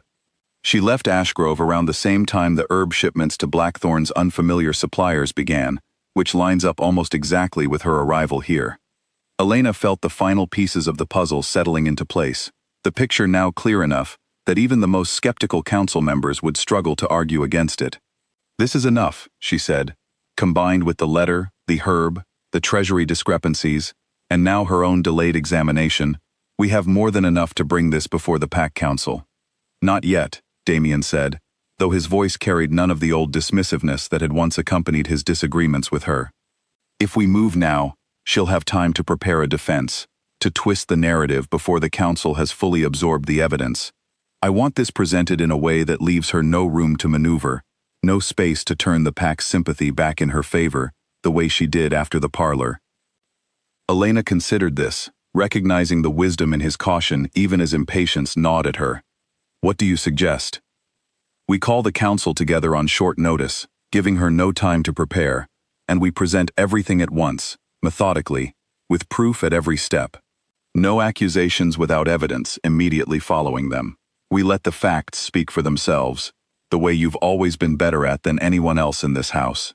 Damien met her eyes, something like genuine admiration flickering across his expression. "This has to be handled the way you handled the treasury records. Carefully, completely." Elena nodded slowly, feeling the weight of what lay ahead settling over her, heavy but no longer overwhelming. They had spent weeks gathering the pieces of this puzzle, and now, finally, the moment to assemble them in front of the entire pack was drawing close. She thought of Camille's careful tears in the parlor weeks ago, of the fallen ring at the harvest ceremony, of the letter hidden beneath the herb in the pantry, and she felt something settle firmly into place inside her, a resolve that would not waver, no matter how skillfully Camille tried to twist the truth, once it was finally laid bare before everyone who mattered. The Winter Council was still weeks away, but the confrontation Elena had been building toward, carefully, methodically, since the moment Damien had dragged her from the crypt, was finally, unmistakably, close at hand. With the plan set, Elena turned her attention to the last remaining piece of the puzzle, understanding exactly how deep the herb's influence had reached, and whether Damien's recovery was proceeding as Nora had promised. She watched him carefully over the following days, noting the small but unmistakable signs of change. He slept more restlessly, complaining of vivid, unsettling dreams that left him irritable in the mornings, and twice she found him standing at the window of his study, staring out at nothing in particular, his expression distant in a way that worried her, until Nora reassured her it was simply the herb working its way out of his system, exactly as she had warned it might. "It's a difficult process," Nora explained one evening, checking Damien's pulse as he sat in his study, patient, despite his obvious discomfort. "The body has grown used to the herb's presence. Removing it entirely creates a kind of imbalance that takes time to correct. The dreams, the restlessness, even the occasional headache, these are all part of that correction." "How much longer?" Damien asked, rubbing his temples. "A few more weeks, perhaps. Every person responds differently, and the length of time you were exposed to it makes a difference as well." Nora studied him carefully. "But I can already see improvement. Your color is better. Your focus is sharper than it was even a week ago." Elena watched this exchange with a complicated mixture of relief and lingering worry. The physical recovery seemed to be progressing well enough, but she found herself paying closer attention to something less easily measured. The way Damien looked at her now. The way his attention seemed to return to her again and again throughout the day, in small, unconscious moments that had been entirely absent for the better part of a year. It was not dramatic, not the kind of sweeping romantic gesture that might have felt performative or forced. It was quieter than that, more like the slow return of a habit long interrupted, and Elena found herself cautiously grateful for its gradual, believable pace. Camille, meanwhile, grew increasingly desperate as her claimed pregnancy remained unconfirmed, and Damien's attention continued drifting further from her orbit. She began appearing at meals again, something she had largely abandoned in recent weeks in favor of private visits to his study, sitting close to him and attempting to draw him into conversations about the future, about the child she claimed to be carrying, about what role she might play in the pack going forward. Damien, following the careful strategy he and Elena had agreed upon, remained polite but distant, offering no commitments, no reassurances, simply noting each time that such matters would need to wait until Nora had confirmed the pregnancy properly. Elena watched Camille's frustration build with each deflection, watched the cracks in her composure grow slightly wider with every passing day. It was during one of these tense dinners, nearly a week before the council meeting, Elena and Damien had quietly begun arranging, that Camille finally made the mistake they had been waiting for. The meal had been unremarkable until that point, the usual careful small talk among pack elders and senior members of the household filling the long dining hall with a low hum of conversation. Camille sat near Damien, as she had taken to doing again in recent days, and as the meal progressed, Elena noticed her growing increasingly agitated, her fork moving restlessly against her plate, her attention darting toward Damien every time he spoke with someone else at the table. "You've barely spoken to me all week," Camille finally said, her voice pitched just loud enough to draw the attention of those seated nearby. "I'm carrying your child, Damien. Doesn't that mean anything to you anymore?" The table went quiet. Damien set down his utensils carefully, his expression composed in a way that Elena recognized now as deliberate rather than distant. "Nora has requested to examine you 3 times this week. You've declined each time. Until that examination happens, I have no way of confirming anything you're telling me, and I won't make promises based on claims alone." Camille's face flushed, anger breaking briefly through her carefully maintained composure, before she caught herself, softening her expression back into something more sympathetic, more wounded. "I've been unwell. You know how difficult early pregnancy can be. I didn't think I would need to prove myself to you, of all people." "Then prove it tomorrow," Damien said evenly. "Nora will be available first thing in the morning. I'll expect you there." A murmur rippled through the nearby table settings, pack elders exchanging glances, some sympathetic toward Camille's apparent distress, others clearly beginning to notice the pattern of avoidance that Elena and Damien had been tracking for weeks. Elena said nothing, watching the scene unfold exactly as they had hoped it might, Camille's own impatience finally pushing her into a corner, from which there was no graceful retreat. "Fine," Camille said finally, her voice tight. "I'll go tomorrow. Though I don't understand why you're treating me like a stranger who needs to prove her honesty. After everything I've done for this family. We'll discuss it once the examination confirms what's true, Damien said, and the finality in his tone left little room for further argument. The following morning, true to her word, Camille arrived at Nora's quarters for the long-delayed examination. Elena waited nearby, along with Damien, both of them careful to maintain an outward appearance of calm concern, rather than the anticipation that hummed beneath the surface. Nora had agreed to conduct the examination thoroughly, taking whatever time was necessary to reach a definitive conclusion, and the wait stretched long enough that Elena found herself pacing the hallway outside, despite her best efforts to remain composed. When Nora finally emerged, her expression was carefully neutral, the professional mask she wore whenever delivering news that required tact. She gestured for Elena and Damien to follow her into a private side room before speaking. "There is no pregnancy," Nora said quietly, once the door was closed. "There never was. I examined her thoroughly, and there is no indication that she has been carrying a child at any point in the recent past." Elena felt a complicated wave of relief and vindication wash over her, though it was quickly tempered by the knowledge of what this confirmation meant for what came next. She lied, deliberately, and specifically at a moment when it would secure her position most effectively. "It appears that way," Nora confirmed. "I also noted something else during the examination. Traces of the same herb we found in the pantry, present in her own system, though in smaller amounts than what was being given to Damien. My guess is, she's been taking it herself as well, perhaps to manage her own nerves throughout this deception, or perhaps as part of whatever agreement she has with those directing her from Ashgrove." Damien's expression had hardened into something Elena recognized from the earliest days of their marriage, the sharp, decisive focus of a leader confronting a genuine threat rather than a personal grievance. "This is enough. Combined with everything else, this confirms the full scope of what she's done. We move forward with the council meeting." Elena nodded, though a small part of her, one she did not examine too closely, felt a flicker of something like sympathy for the desperation that had driven Camille to fabricate something so significant, so easily disproven, once someone finally insisted on verification. Whatever Camille's true motivations, whether loyalty to the Thornwood Circle, personal ambition, or some combination of both, the woman had clearly been willing to go to considerable lengths to secure a place within Blackthorn that had never truly belonged to her. "I want to speak with Edwin before we finalize the timing of the council meeting," Damien said. "We need to make sure every piece of evidence is organized clearly, presented in a way that leaves no room for doubt or deflection." They found Edwin in the record room, as they so often did, surrounded by the careful documentation he had compiled over the past several weeks. When they relayed Nora's findings, his expression tightened with grim satisfaction. "This closes the last gap in the case against her," he said. "I've finished compiling everything into a clear timeline: her arrival, the treasury discrepancies, the supplier connections to the Ashgrove trading post, the letter bearing the Thornwood seal, and now this.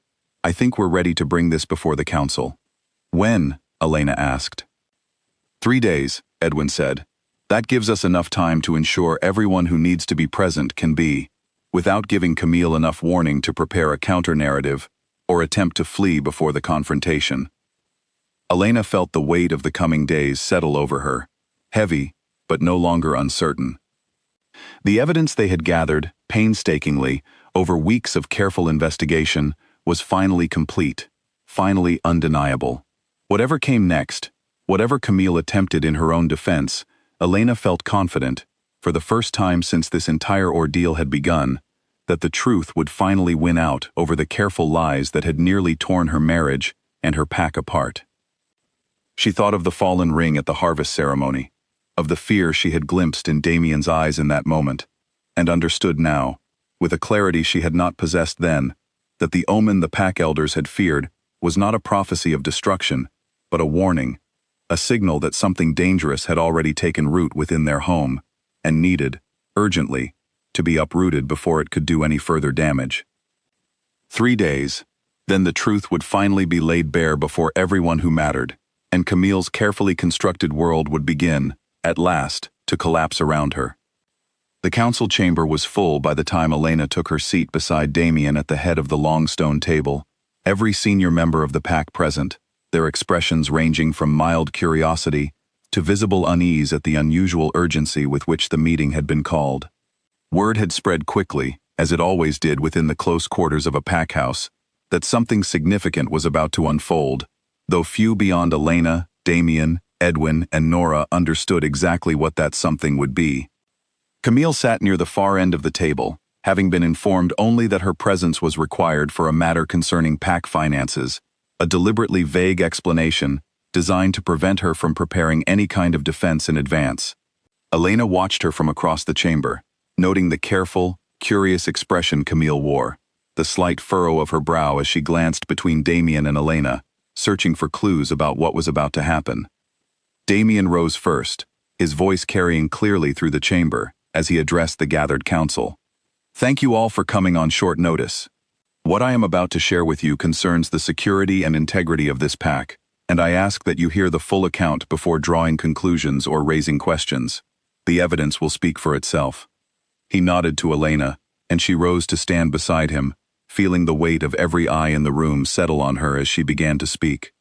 She had rehearsed this moment countless times in her mind over the past several days, but standing here now, with the truth finally ready to be laid bare, she found her voice steadier than she had expected, carrying the same calm, methodical clarity she had once been known for before she had let herself fade into the background of her own marriage.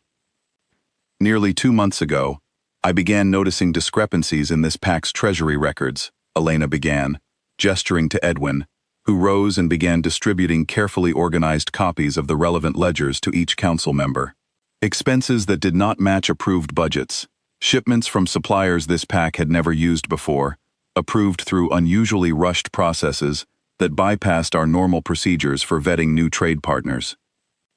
She walked the council through the findings methodically, page by page, showing the pattern of unfamiliar suppliers, the connection Edwin had traced to a trading post near the Ashgrove border, and the confirmation that this trading post served as a front for goods moved outside normal, legitimate channels. She watched the council members' expressions shift from polite attention to genuine alarm as the scope of the financial irregularities became clear. Around the same time these discrepancies began appearing, I also became aware of significant changes in the Alpha's behavior, Elena continued, her voice steady, despite the personal nature of what she was about to reveal. Distance in his judgment, distraction, decisions that seemed increasingly influenced by someone outside the traditional channels of pack governance. She nodded to Nora, who rose to explain the herb, the traces found in Damien's study, and the hidden compartment discovered in the pantry. Nora placed the wooden box on the table, opening it to reveal the herb pouches, the folded list of dates and measurements, and finally, the letter bearing the wolf's head crowned with thorns. A murmur swept through the council, as several of the older members recognized the symbol immediately, their faces paling with the same recognition Edwin had shown weeks before. "The Thornwood Circle," one of the eldest council members said, his voice grim. "I had hoped that faction was truly gone." "Apparently not," Damien said. "And apparently they have been working, patiently and deliberately, to weaken this pack's leadership from within, using this herb to dull my judgment and my bond to my own wife, in preparation for something they intended to exploit at the Winter Council." Camille had gone very still, Elena noticed, her earlier curiosity replaced by a careful, guarded stillness that betrayed far more than she likely realized. Elena continued, laying out the connection between the herb supplier and the trading post, between the trading post and Ashgrove, between Ashgrove's Thornwood faction and the letter found hidden in the pantry. "The final piece of this investigation," Elena said, turning finally to look directly at Camille for the first time since the meeting began, "concerns the true identity of the woman who arrived at Blackthorn a year ago, claiming to be the daughter of a beta from a dissolved, unaffiliated pack." Camille's composure cracked, just slightly, a flicker of alarm crossing her face before she smoothed it back into practiced calm. "I don't understand what you're implying." "Edwin traced your true history," Elena said. "You were known within Ashgrove as Iris, closely associated with members of the Thornwood faction. You left Ashgrove around the same time the herb shipments to Blackthorn began, and arrived here shortly after, claiming a fabricated background that no one thought to question because you presented it so convincingly." The council chamber erupted into low, urgent murmurs, and Camille's face had gone pale, her hands gripping the edge of the table in front of her. That's absurd. I've never heard the name Iris in my life. Then perhaps you can explain the second discovery Nora made during your examination 3 days ago, Elena continued, her voice unwavering despite the tension crackling through the room. Traces of the same herb found in Damien's study were also found in your own system. And the child you claim to be carrying, the pregnancy you used to secure sympathy and delay scrutiny, does not exist. It never did. A collective gasp swept through the chamber, several council members turning to stare at Camille with expressions that had shifted, entirely, from sympathy to something far colder.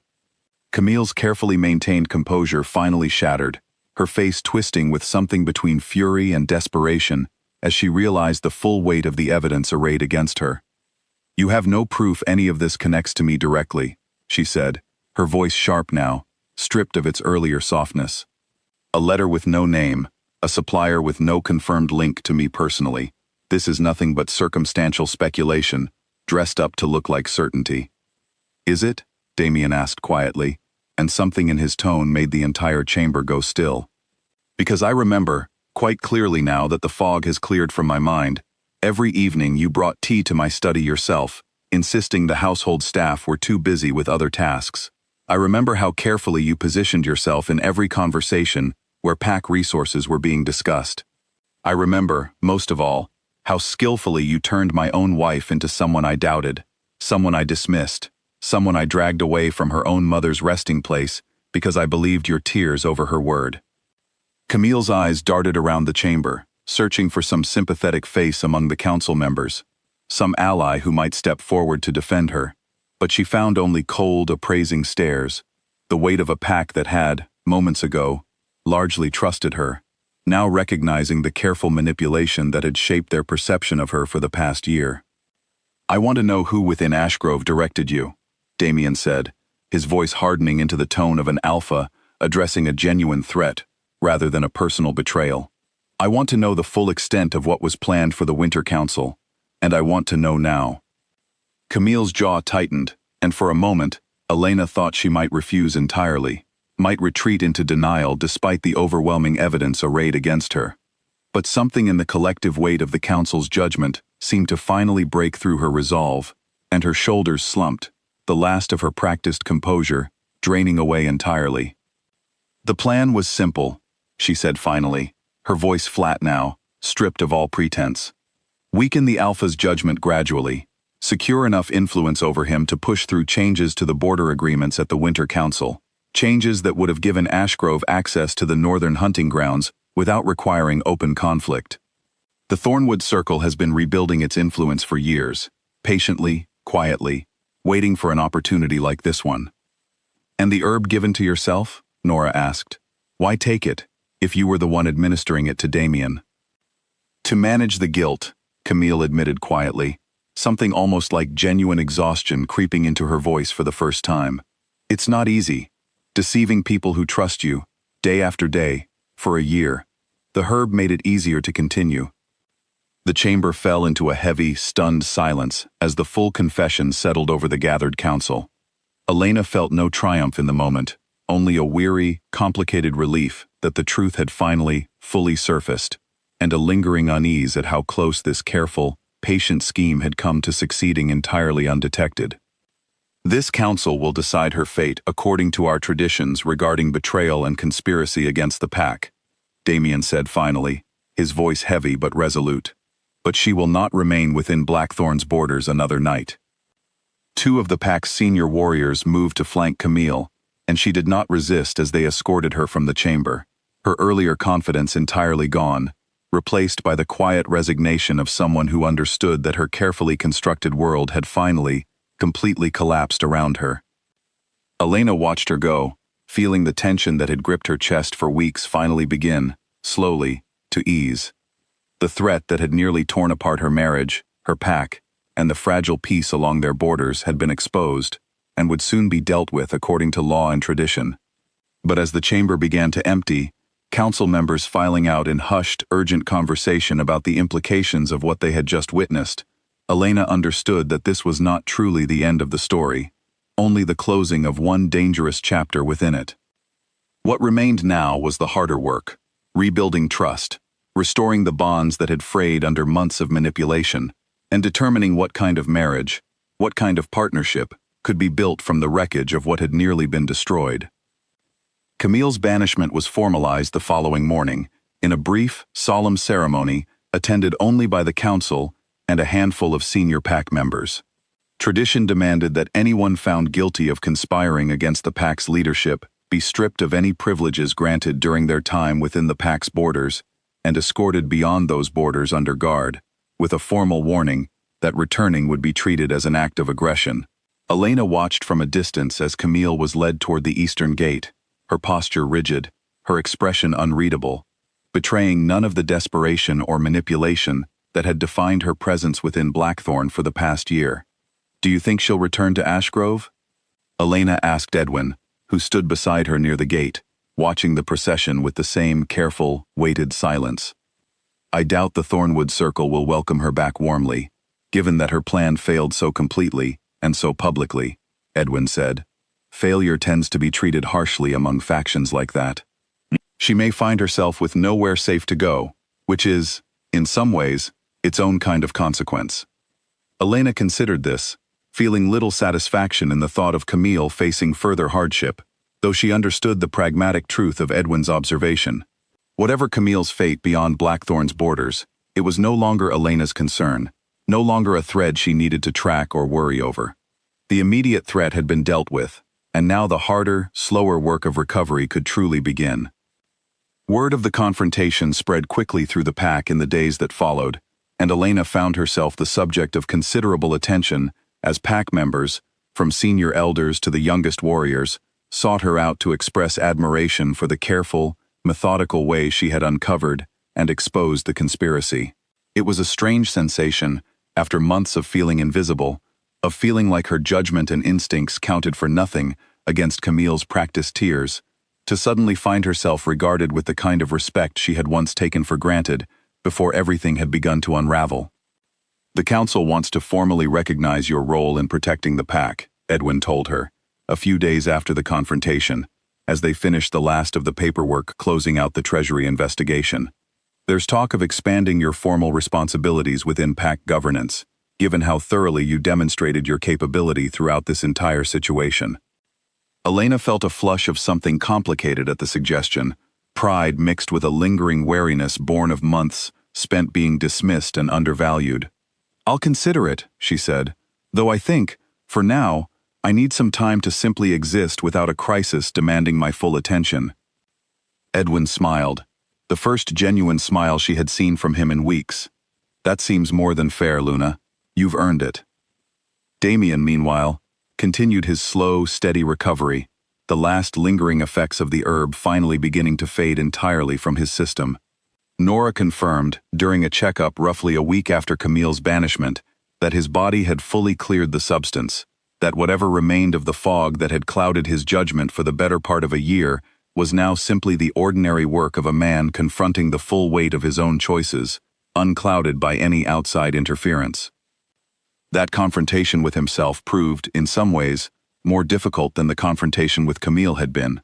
Elena watched Damien grapple with the reality of the past year, watched him replay conversations and decisions in his mind, searching for the moments where he might have seen through the deception, if he had only been paying closer attention, if he had only trusted his wife's instincts over a stranger's carefully constructed sympathy. "I keep thinking about the crypt," he told her one evening, as they sat together in the small garden behind the pack house, the autumn air cool and crisp around them. "About how I dragged you out of there without even asking why you needed to be there. I think about that moment more than almost any other, because it feels like the clearest example of everything I got wrong."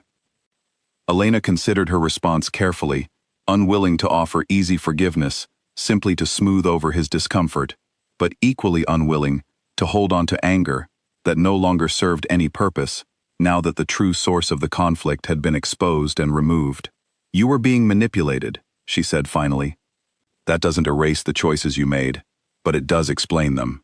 What matters more to me now is what you do going forward, now that the fog has cleared, and you have no excuse left to hide behind.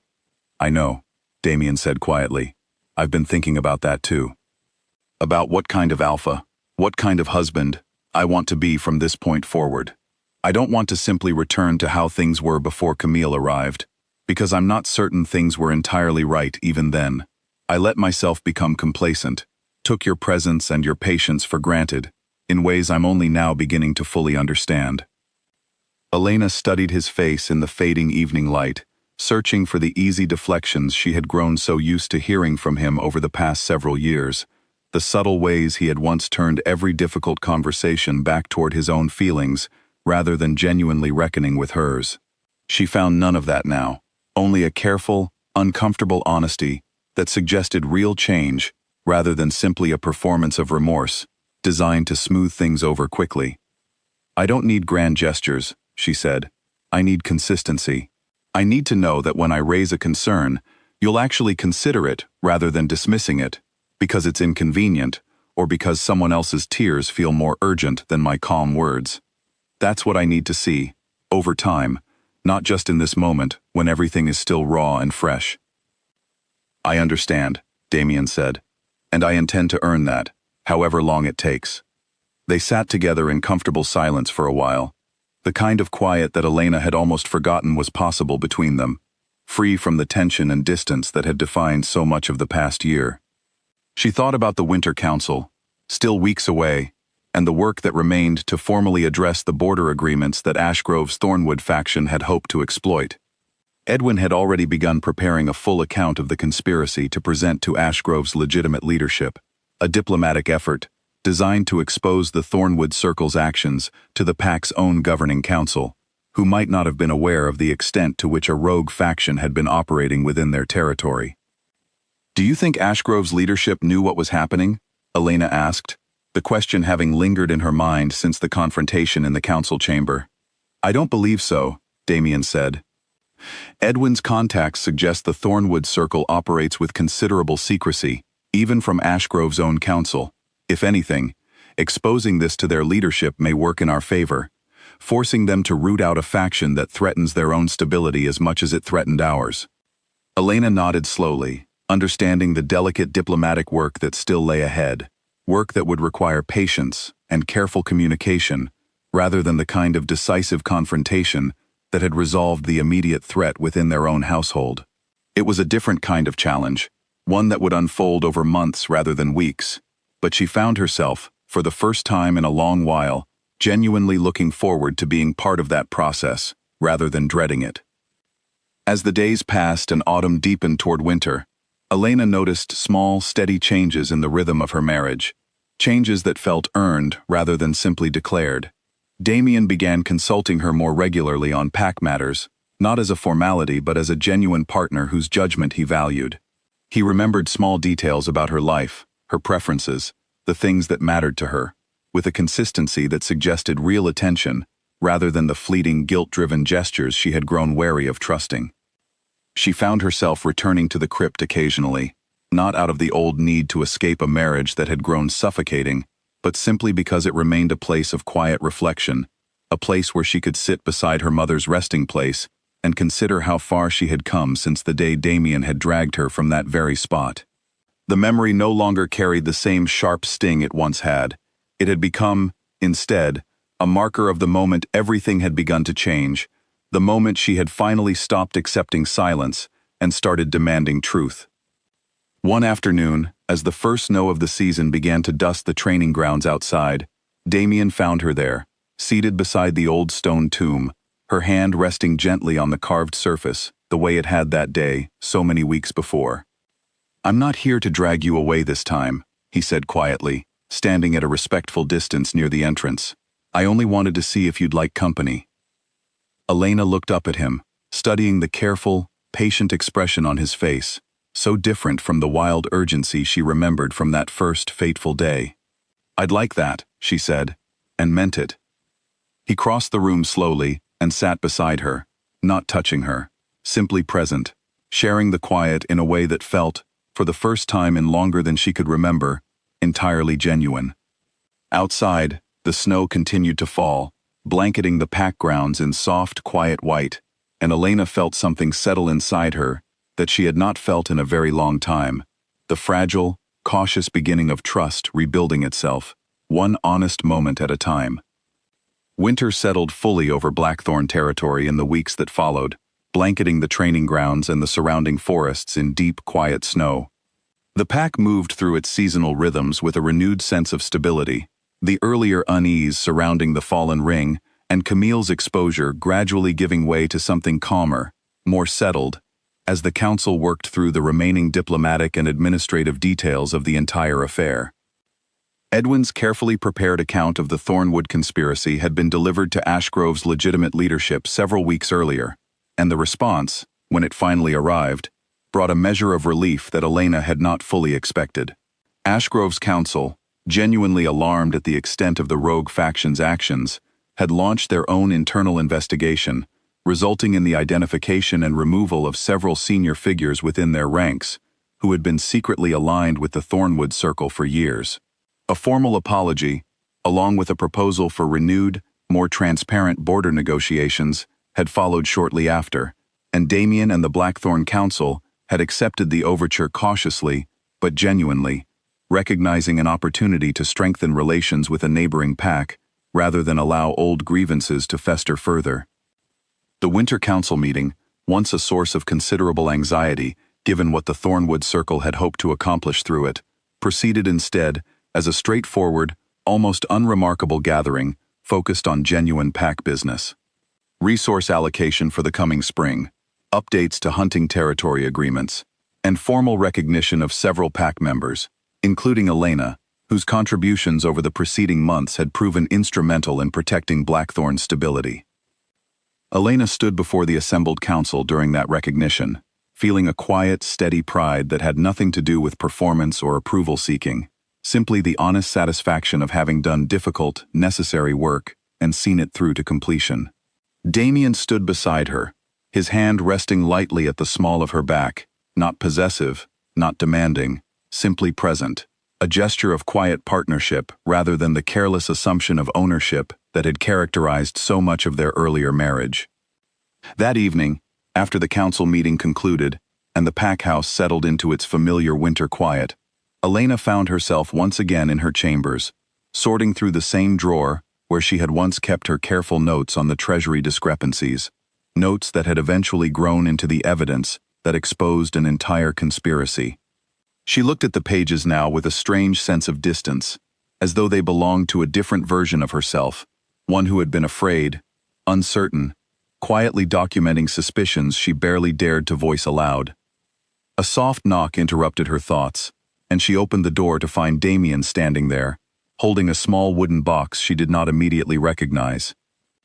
"May I come in?" he asked, the same question he had asked weeks ago, though his tone now carried none of the uncertain guilt that had colored it then. "Of course," Elena said, stepping back to let him enter. He crossed the room and set the box on the small writing desk near the window, opening it carefully to reveal a new ring nestled inside, simpler than the ceremonial band that had fallen during the harvest blessing, but crafted with obvious care, the silver etched with a pattern Elena recognized after a moment as a rendering of the crypt's old stone archway, the place where their story, in its darkest and most honest form, had truly begun. "I had this made over the past few weeks," Damien said, his voice quieter than usual. "Not to replace the ring that fell that day. I still wear that one, and I intend to keep wearing it as a reminder of everything it revealed. But I wanted something new as well, something that marked not just our original bond, but the choice we've both made to rebuild it, honestly, deliberately, rather than simply returning to how things were before." Elena looked at the ring for a long moment, feeling the weight of everything they had endured settle into something that finally felt like resolution, rather than merely survival. She thought of the crypt, of the parlor, of the fallen ring at the harvest ceremony, of the long weeks spent gathering evidence in quiet corners of the pack house, of Camille's final, desperate confession in the council chamber. Each moment had tested something in her that she had not known needed testing, had forced her to reclaim a strength and clarity she had let herself set aside for the sake of a peace that had never truly been peace at all. "I don't need a new ring to prove anything has changed," she said carefully, meeting his eyes. I need to see the changes themselves, over time, the way I already have these past weeks. I know, Damien said. This isn't meant to replace that. It's simply meant to mark it. A choice, made freely, rather than a tradition inherited without question. Elena studied his face, searching, as she had so many times over the past several months, for any trace of the old careless dismissiveness, the willingness to prioritize his own comfort over her genuine feelings. She found none of it, only the steady, patient honesty that had defined every interaction between them since the truth had finally come to light. "All right," she said softly, extending her hand. He lifted the ring carefully from its box and slid it onto her finger, beside the original band she had worn since their wedding day, and Elena felt, for the first time in longer than she could remember, that the weight of the metal on her hand represented something chosen rather than simply inherited, something rebuilt rather than merely preserved out of obligation. "I love you," Damien said quietly, "not the version of you I was manipulated into overlooking, and not the version of you who apologized for things she didn't do just to keep the peace. I love the woman who refused to apologize in that parlor, who spent weeks quietly gathering evidence while I remained oblivious to what was happening around me, who stood in front of the entire council and laid out the truth with a clarity and courage I don't think I could have managed myself." Elena felt something in her chest loosen, a tension she had carried for so long that its absence felt almost unfamiliar, replaced by a quiet, steady warmth that had nothing to do with relief and everything to do with genuine, hard-won trust. "I love you too," she said. "The man who's willing to sit with me in a crypt without dragging me away from it, who's willing to ask what I need rather than assuming he already knows." They stood together by the window for a long while, watching the snow continue to fall over the training grounds, the pack house settling into the particular stillness that came with the deep quiet of a winter evening. Elena thought about everything that had led them to this moment. The fear in Damien's eyes when the ring had fallen during the harvest ceremony, the long weeks of careful investigation, the confrontation in the council chamber that had finally exposed the truth after months of careful deception. None of it had been easy, and she understood that the road ahead, rebuilding trust fully, restoring the partnership that had frayed under the weight of manipulation and neglect, would require continued effort rather than a single dramatic resolution. But standing there, with the new ring resting alongside the old on her hand, Elena felt something she had not felt in a very long time, the quiet, steady certainty that whatever came next, she would face it, not as someone managing her husband's moods from the sidelines, but as an equal partner, respected and heard, in a marriage finally built on honesty, rather than careful, exhausting silence. The following morning, Elena walked once more to the crypt, this time with Damien beside her rather than behind her, his steps matching hers rather than pulling her along against her will. They stood together beside her mother's tomb, and Elena found herself telling him, for the first time, stories about her mother that she had kept private for years, memories she had once guarded jealously because she had not trusted him to hold them with the care they deserved. He listened, fully present, asking gentle questions, and Elena realized that this, more than any ceremony or ring, was what true partnership actually looked like. The willingness to be fully present for each other, in grief and in joy, without the careless dismissiveness that had once defined so much of their time together. Outside, the pack moved through its winter routines, warriors training despite the cold, children building small snow forts near the edge of the training grounds, the ordinary rhythm of life continuing exactly as it should. The threat that had nearly torn apart Blackthorn's leadership had been exposed and dealt with, the border tensions with Ashgrove eased through honest diplomacy rather than exploited weakness, and the marriage that had nearly crumbled under the weight of careful manipulation had been rebuilt, slowly and deliberately, into something stronger and more honest than it had ever been before. Elena thought of the day Damien had dragged her from this very spot, furious and unseeing, chasing after a lie dressed up as tears. She thought of the ring that had fallen from his hand, the omen that had frightened the pack but had, in its own strange way, been the first crack in the fog that had blinded him for so long. And she thought of the woman she had been that day, quiet and accustomed to swallowing her own dignity for the sake of peace, and the woman she had become since, steady, clear-eyed, unwilling to accept silence in place of truth. The crypt was quiet around them, the old stone walls holding the same patient stillness they always had. But Elena no longer came here to escape. She came here now simply because it was part of her, a place that held her history without demanding she hide from the present. And as she stood beside her husband in the soft winter light filtering through the narrow windows above, she understood, finally and completely, that whatever had been broken between them had not simply been repaired but remade, stronger and more honest than it had ever been before the fog first began to settle over their home.